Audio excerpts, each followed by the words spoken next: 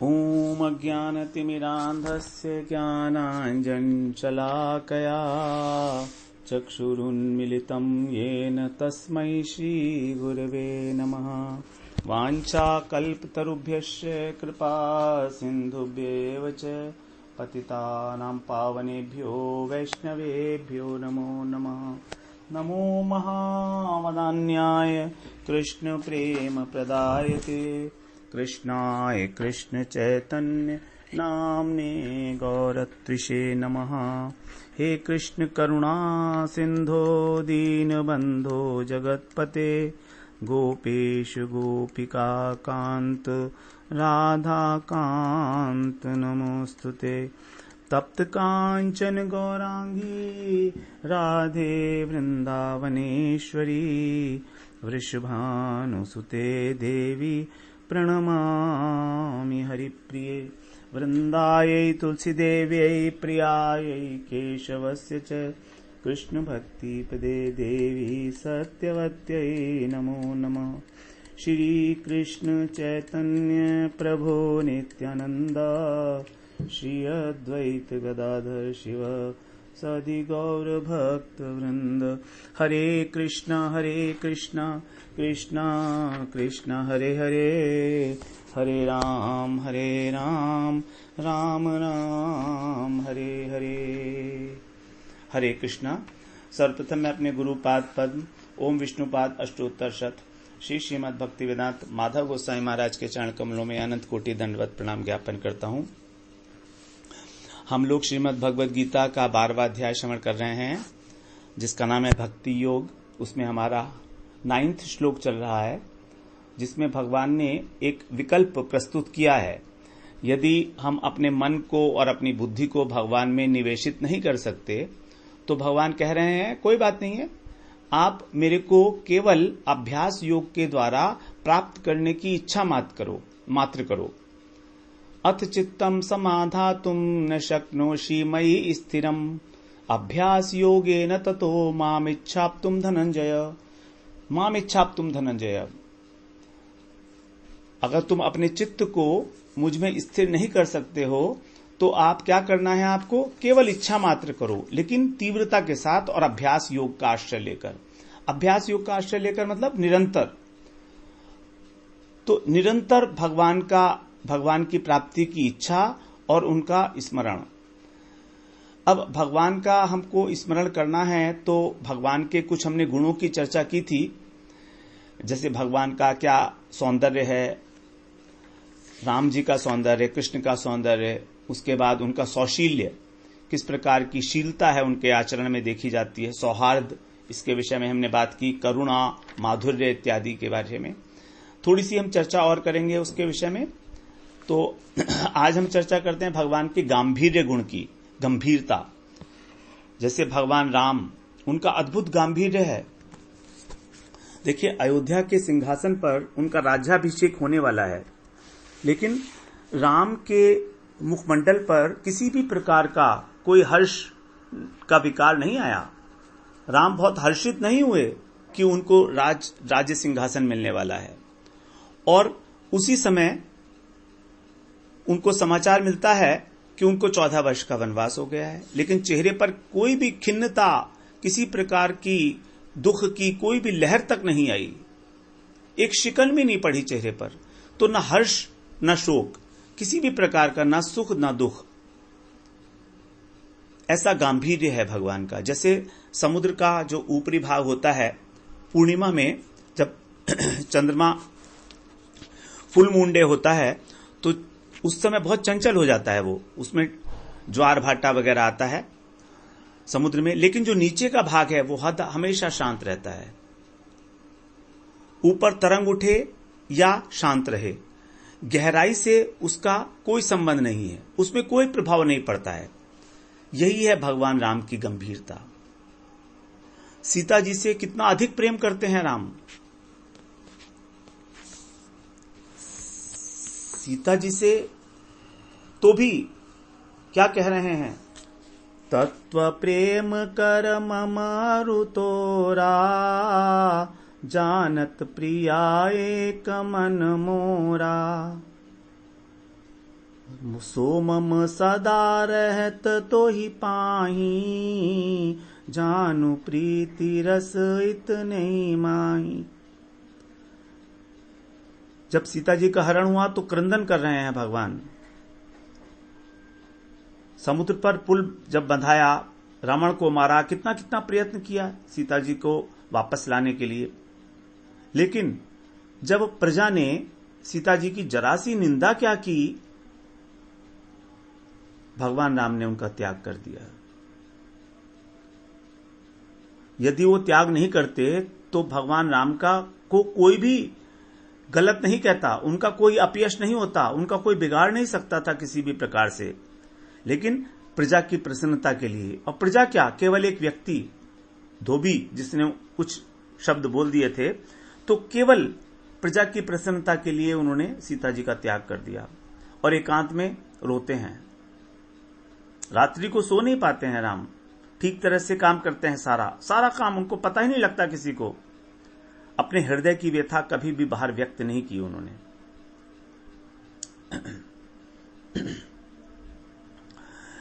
किसी को भी मालूम नहीं लगा है कि राम कितने दुखी हैं अंदर से। प्रजा को प्रसन्न करने के लिए भगवान ने अपना सुख छोड़ा, दयालुता छोड़ी, कठोर बनना पड़ा। मित्रता का भगवान कह रहे हैं कि यदि प्रजा की प्रसन्नता के लिए मुझे अपना सुख छोड़ना पड़े, दयालुता छोड़कर कठोर होना पड़े, मित्रता को या जानकी जी का भी त्याग करना पड़े, तो ऐसा करने में मुझे क्लेश नहीं होगा। सौख्यम दयाम च मैत्रीम च अथवा जानकी मपी, आराधनाय लोकस्य मुंचतो नास्ति में अन्यथा। जरा भी मुझे क्लेश नहीं होगा, भगवान राम कह रहे हैं। ये उनका गांभीर्य है।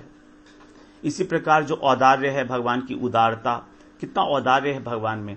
श्रीमद् भागवत पुराण में वर्णन आता है, जब भगवान राम ने यज्ञ में अपना सब कुछ ब्राह्मणों को दान कर दिया, तो उनके पास केवल एक यज्ञोपवीत और शरीर के वस्त्र और राजदंड, ये 3 चीजें बाकी रह गई थी। जानकी जी के शरीर पर भी केवल वस्त्र और मंगलसूत्र था। इस पर भी जब सब कुछ दान कर दिया भगवान ने, तो वहां के जो ब्राह्मण थे जिनको भगवान ने दान दिया था, वो भगवान से अत्यंत प्रसन्न हुए, क्योंकि राम ब्राह्मणों के प्रति अत्यंत वत्सल थे, उनके अनुकूल रहते थे। और फिर ब्राह्मणों का हृदय जो है द्रवित हो गया, और उन्होंने दान में जो कुछ भी राम से प्राप्त किया था, सब कुछ उन्हें लौटा दी, और फिर भगवान की स्तुति की है उन्होंने। तो ये भगवान का औदार्य है, सब कुछ दान कर दिया था। जब भगवान राजा थे, राम राजा थे जिस समय, उस समय ब्राह्मणों को सब दान कर दिया था। फिर ब्राह्मणों ने वापस उनको दे दिया, वो अलग बात है, लेकिन उन्होंने तो अपनी तरफ से सब कुछ दे ही दिया था। अम्बरीश जी के प्रसंग में भगवान कह रहे हैं दुर्वासा जी से, नाहमात्मानमाशा से मदभक्तै साधुभिर्भिना, श्रियम चात्यंत की ब्रह्मन ये शाम गतिरहम परा। 9वें स्कंध में 4थे अध्याय का 64वां श्लोक है। दुर्वासा जी से कह रहे हैं भगवान, हे ब्राह्मण श्रेष्ठ, अपने भक्तों के बिना, साधुभिर बिना, साधु के बिना मैं लक्ष्मी जी को भी नहीं चाहता। ना हम आत्मानम आशा से, जिनकी परम गति मैं हूं, दूसरों की तो क्या चर्चा करें, मैं अपना शरीर को भी भक्तों के बिना नहीं चाहता। ना हम आत्मानम, आत्मानम मतलब अपनी आत्मा, अपना शरीर। भगवान कह रहे हैं मैं अपनी आत्मा को भी इतना प्रेम नहीं करता हूं जितना मैं अपने भक्तों को प्रेम करता हूं। और जिन्होंने भौतिक उन्नति की इच्छा छोड़कर अपना घर, अपने बच्चे, अपनी पत्नी संबंधी, धन, यहां तक कि जीवन का भी परित्याग कर दिया, जीवन से भी हम उन्हें कोई मोह नहीं रहा, केवल मेरी सेवा करने के लिए, उन्हें मैं कैसे छोड़ सकता हूं। अम्बरीश जी के संदर्भ में कह रहे हैं। अम्बरीश जी राजा थे पृथ्वी के, एक छत्र चक्रवर्ती सम्राट थे, लेकिन भगवान की सेवा में नियुक्त रहते थे हमेशा स्वयं।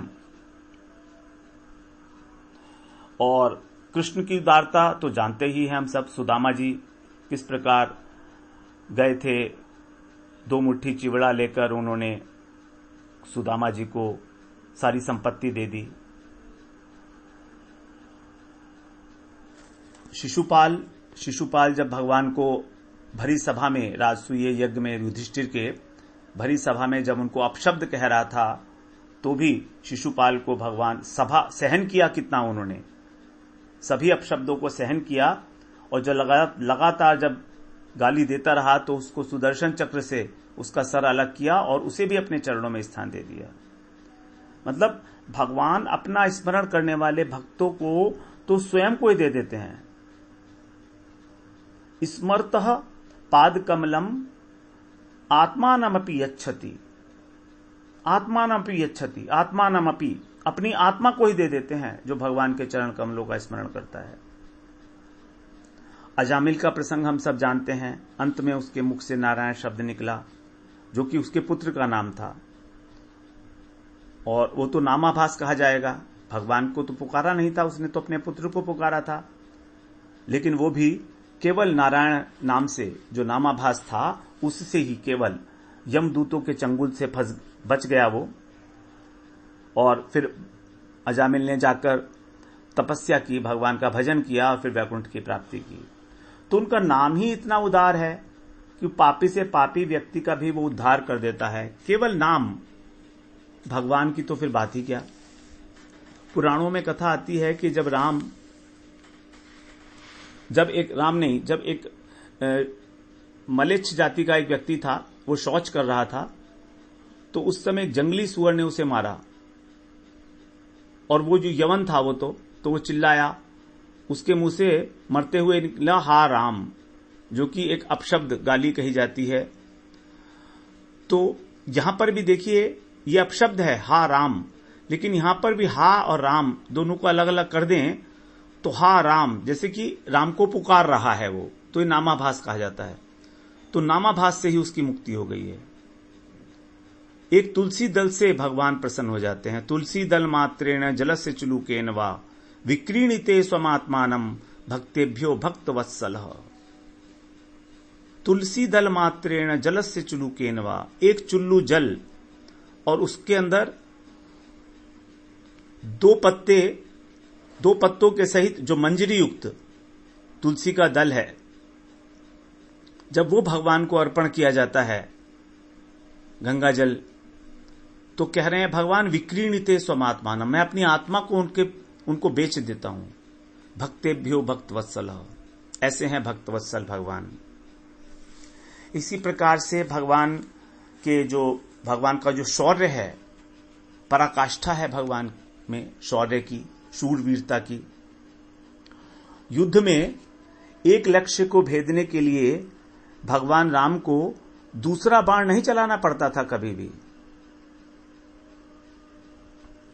जब कोई लक्ष्य भेदते हैं तो एक ही बाण में भगवान राम जो है उस लक्ष्य को भेदते थे, और अपने आश्रितों को भी उन्हें कभी दो बार शरण नहीं देनी पड़ी।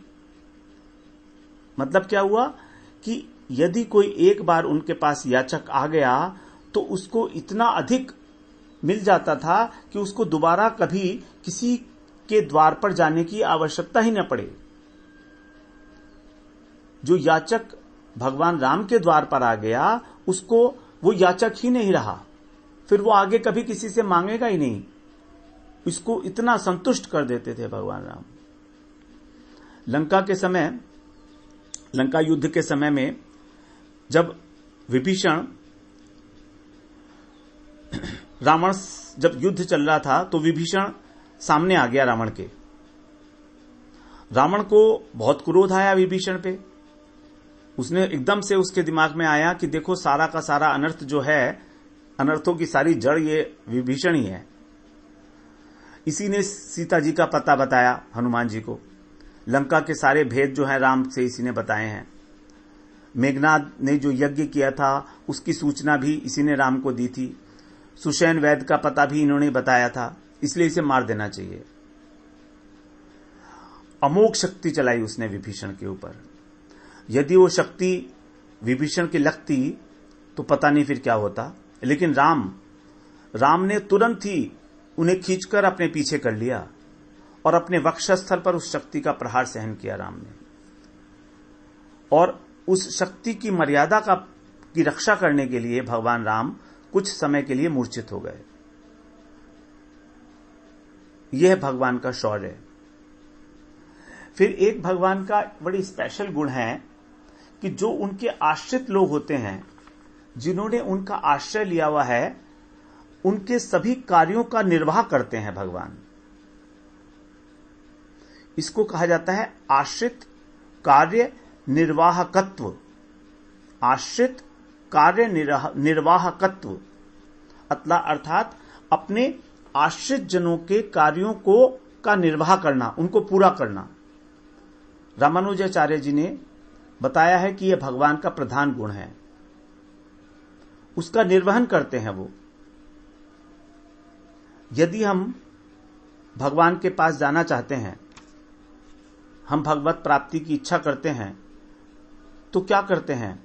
भगवान स्वयं हमारे लिए अपने तक पहुंचने के लिए एक पुल का निर्माण कर देते हैं हमारे लिए। अर्थात हमारे मन की जो इच्छा है उसको पूरा करने के लिए जो अनुकूल परिस्थितियां हैं उनको उपलब्ध करा देते हैं। एक कथा आती है एक बार अर्जुन और हनुमान जी, इन दोनों की भेंट हुई। अब हनुमान जी भी राम के बहुत बड़े भक्त हैं और अर्जुन भी कम नहीं है, भगवान के सखा भी हैं, भगवान के भक्त भी हैं। हनुमान जी ने राम का गुणगान करना आरंभ कर दिया। तो अर्जुन ने कहा, ठीक है, बात तो आपकी ठीक है, लेकिन समुद्र पर पुल बनाने के लिए भगवान ने वानरों को, रीछों को इतना कष्ट क्यों दिया? दूर दूर से पर्वत मंगवाए, वृक्ष मंगवाए। ये बात मुझे ठीक नहीं लगती। अर्जुन ने कहा, यह बात मुझे ठीक नहीं लगती। तो हनुमान ने पूछा, अच्छा ठीक है, तुम बताओ, अगर तुम होते तो क्या करते?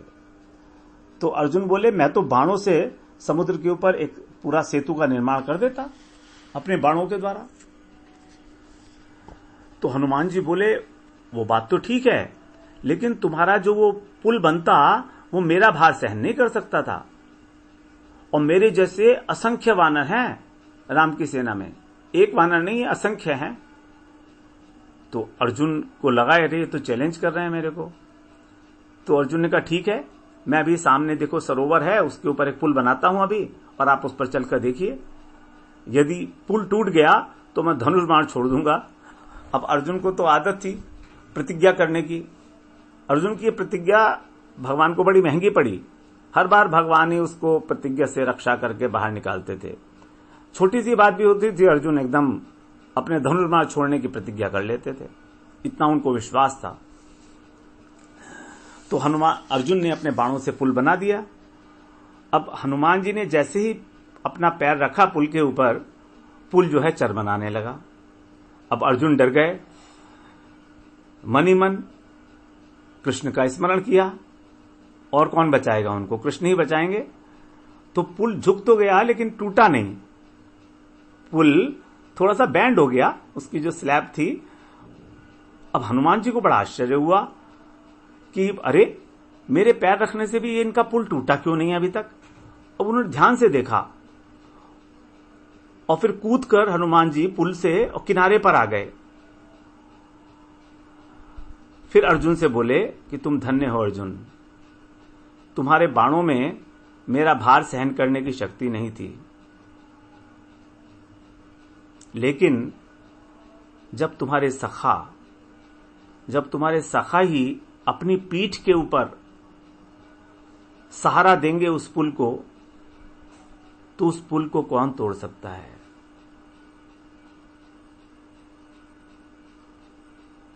अर्जुन कुछ कहते इससे पहले ही कृष्ण जो है सामने आ गए। उनकी पीठ के ऊपर बाणों के निशान लगे हुए थे। भगवान कृष्ण अपनी पीठ के ऊपर उस पुल को टूटने से बचा रहे थे। भगवान ने अपनी पीठ का सहारा देकर उस पुल को टूटने से बचाया था, इसीलिए उनकी पीठ के ऊपर बाणों के निशान लगे हुए थे, भगवान की पीठ पर। तो देखिए, भक्तों की प्रतिज्ञा पूरी करने के लिए भगवान क्या क्या नहीं करते हैं। आश्रित कार्य निर्वाहकत्व, निर्वहन करते हैं अपने आश्रित जनों की प्रतिज्ञा, उनका कार्य पूरा करने के लिए। भक्तों का कोई भी कार्य अधूरा नहीं रहता है। जिन्होंने भगवान का एकमात्र आश्रय लिया है, वो जिस चीज का संकल्प कर लेते हैं वो भगवान का ही संकल्प हो जाता है। वो भगवान ही पूरा कराते हैं उसको। उन्हें कोई चिंता नहीं होती है कि ये कैसे होगा, क्या होगा। सब कुछ होगा, अपने आप होगा, भगवान कराएंगे सब। भीष्म पितामह की प्रतिज्ञा तो हम जानते ही हैं, किस प्रकार से भगवान ने उनकी प्रतिज्ञा का निर्वहन करने के लिए अपनी प्रतिज्ञा तोड़ दी थी। तो इस प्रकार से हम लोगों ने 8वें और 9वें श्लोक में, बड़े महत्वपूर्ण श्लोक हैं दोनों, 4 बातें हम लोगों ने श्रवण की। सबसे पहली बात, नंबर 1, बुद्धि से भगवान के स्वरूप का स्मरण, चिंतन। स्मरण नहीं, चिंतन। देखिए, मन स्मरण करता है और बुद्धि चिंतन करती है। अब जिस बात का चिंतन किया जाता है, निरंतर चिंतन किया जाता है, उसी बात का मन स्मरण करता है। स्मरण बाद की घटना है, चिंतन पहले होगा। स्मरण अपने आप होता है, चिंतन करना पड़ता है। तो बुद्धि हमारे कंट्रोल में है, हम जबरदस्ती उससे भगवान का चिंतन कर सकते हैं, लगा सकते हैं उसको चिंतन में। मन तो दिखाई नहीं देता है, मन तो भाग जाता है एकदम से, लगता ही नहीं है। तो जब हमारी बुद्धि इसका चिंतन करने लगेगी, तब धीरे धीरे मन का स्मरण हो जाएगा। तो सबसे पहली बात है बुद्धि के द्वारा भगवत स्वरूप का चिंतन। उसके बाद मन, जो हमारा मन है, उसको भी इन्वॉल्व करो और मन की सहायता से भगवान के गुणों का चिंतन। भगवान में कैसे गुण हैं, भगवान का सौंदर्य, भगवान की माधुरता, भगवान की उदारता, भगवान की वीरता, सौशील्यता, भक्तवत्सलता, ये सब गुणों के भंडार हैं भगवान। किस प्रकार से, और ये भगवान के जो गुण हैं वो प्रकाशित होते हैं भक्तों के चरित्र में। तो भक्त और भगवान, भगवान की कथा से अधिक हमारे लिए लाभकारी हो जाती है भक्तों की कथाएं, इसीलिए कि किस प्रकार से भगवान ने अपने भक्तों के जीवन में आकर और उनको आकर सारे कार्य संपादित किए उनके भी, तो उससे उनकी भक्त वत्सलता का बोध होता है। तो भक्तों के चरित्र हमको अवश्य पढ़ने चाहिए, तभी भगवान के हम गुणों का चिंतन अच्छे प्रकार कर पाएंगे। अब तीसरी बात, यदि मन और बुद्धि से कोई चिंतन ना हो पाए, स्मरण ना हो पाए, तो कह रहे हैं भगवत प्राप्ति की तीव्र इच्छा, और उस इच्छा के साथ साथ अभ्यास योगेन ततो माम इच्छाप्तुम धनंजय। ये 2 बात अच्छी तरह समझ लें। एक तो होती है इच्छा, केवल इच्छा, उसके साथ कुछ सपोर्टिंग कुछ नहीं है, लेकिन यहां कह रहे हैं नहीं, ऐसे नहीं चलेगा। इच्छा के अंदर तीव्रता तभी पता लगेगी जब हमारे आचरण में कुछ परिवर्तन होगा। आचरण कैसा परिवर्तन? जब हम अभ्यास योग के द्वारा भजन के अंगों का पालन करेंगे, भक्ति के अंगों का पालन करेंगे। मतलब श्रवण, कीर्तन, पाद सेवन, अर्चन, वंदन, ये सब करेंगे। तो भगवान के भक्ति के अंगों का पालन करते हुए, ये हो गया अभ्यास। भगवान से मिलने की तीव्र इच्छा करना, माम इच्छाप्तुम धनंजय। दोनों बातें बिल्कुल साथ साथ होनी पड़ेंगी, अकेले एक से काम नहीं होने वाला है। श्रवण कीर्तन करें और इच्छा ना हो भगवान से मिलने की, तो सुकृति बनेंगी, केवल भगवत प्राप्ति नहीं होगी। और केवल इच्छा करते रहें और संसार के अंदर अपना काम करते रहें, तो ना तो इच्छा तीव्र होगी और ना ही कोई अभ्यास बनेगा। अभ्यास योगेन ततो माम इच्छाप्तुम धनंजय। अभ्यास योगेन का मतलब यहां भक्ति समझनी चाहिए, भक्ति योगेन। फिर क्या होगा? धीरे धीरे अभ्यास करने से ही हमारी बुद्धि जो है वो भगवत स्वरूप को, जैसे जैसे हमारा अंतःकरण शुद्ध होगा, क्योंकि भगवान के नाम के श्रवण कीर्तन से अंतःकरण शुद्ध होगा ही होगा, इसमें जरा सा लेश मात्र भी संशय नहीं। और जितने जितने परिमाण में हमारा अंतःकरण शुद्ध होता चला जाएगा, हमारी बुद्धि में एक सामर्थ्य पैदा होगी कि वो अब अपने को भगवान में लगा सके, तत्व ज्ञान की जिज्ञासा कर सके, उसमें निविष्ट हो सके। जब हम श्रवण करेंगे, कीर्तन करेंगे, तब होगा ऐसे। और उसके साथ साथ चिंतन, गुणों का चिंतन, जैसे हम लोगों ने भी श्रवण किया। भगवान का जो भक्त वात्सल्य गुण है वही सर्वोपरि गुण है, वहीं से उनके जो करुणा का स्रोत है वो उमड़ता है भगवान का। अतिशय करुणाशाली हैं भगवान, अतिशय करुणाशाली।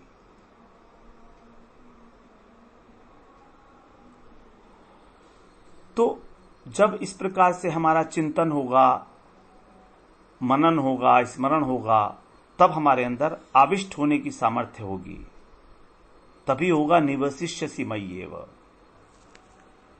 तू मुझ में ही निवास करेगा। मुझ में ही निवास करने का मतलब क्या है? हम जहां हमारा मन होता है वहीं हम होते हैं। हम वहां नहीं होते जहां हमारा शरीर होता है, हम वहां होते हैं जहां हमारा मन, हमारी बुद्धि लगी होती है। इसीलिए कह रहे हैं भगवान निवसिष्यसि मय्येव, तो मेरे लीला कथा, मेरे लीलाओं में लीला चिंतन में ही लगे रहोगे। यही है हमारा टारगेट, निवसिष्यसि मय्येव, भगवान की लीला चिंतनों का निरंतर स्मरण चिंतन चलता रहे। मुख्य बात है यहां पर भगवान को प्राप्त करने की इच्छा। हम कथा तो सुनते हैं, नाम जप भी करते हैं, लेकिन ये कई बार केवल औपचारिकता होती है, केवल श्रवण हो रहा है, कुछ पुण्य इकट्ठे करने के लिए। चलो अच्छी बात है, इधर उधर कहीं और नहीं गए, टेलीविजन नहीं देखा, अखबार नहीं पढ़ा, तो भगवान की कथा सुन ली। लेकिन सोने में सुहागा तो तभी होगा जब इच्छा करेंगे हम भगवत प्राप्ति की। तो यहां पर जो अनेक प्रकार के विकल्प बताए भगवान ने, 8 से लेकर और 11वें श्लोक तक, आगे भी बताएंगे, अभी 4 श्लोकों में जो विकल्प हैं, यदि ये ना कर सको तो क्या कह रहे हैं? ये सब अर्जुन के लिए नहीं है, ये सब हमारे लिए हैं। क्योंकि यदि अर्जुन के लिए कहना होता तो कभी भी कह सकते थे भगवान, लेकिन यहां भक्ति योग के प्रकरण में अब अर्जुन ये सब तो कर भी नहीं सकते ना, अभ्यास कहां करेंगे अर्जुन यहां? तो वही कहते भगवान जो अर्जुन कर सकते थे। अर्जुन, भगवान को पता है कि अर्जुन क्या कर सकते हैं, तो इसीलिए भगवान के द्वारा जो ये ऑप्शंस बताए गए हैं 8 से लेकर 11वें श्लोक तक, 8, 9, 10, 11, 4 श्लोकों में भगवत प्राप्ति का उपाय, तो हम लोगों ने इसमें पहला ऑप्शन और दूसरा ऑप्शन सुना। पहला ऑप्शन तो था मन और बुद्धि को भगवान में लगाना, और दूसरा ऑप्शन था भगवान को प्राप्त करने की इच्छा करते हुए अभ्यास योग का पालन करना। ये 2 ऑप्शंस हम लोगों ने आज तक 8वें और 9वें श्लोक में श्रवण किए हैं। फिर हम 10वें और 11वें श्लोक में अब 2 और ऑप्शंस जो भगवान दे रहे हैं उनको हम लोग श्रवण करेंगे। तो और हम ध्यान पूर्वक श्रवण करेंगे, जिससे कि कहीं ना कहीं हमारे जीवन में वो घटित हो सके। वांछा कल्पतरुभ्यश्च कृपा सिंधुभ्यैव च पतितानां पावनेभ्यो वैष्णवेभ्यो नमो नमः।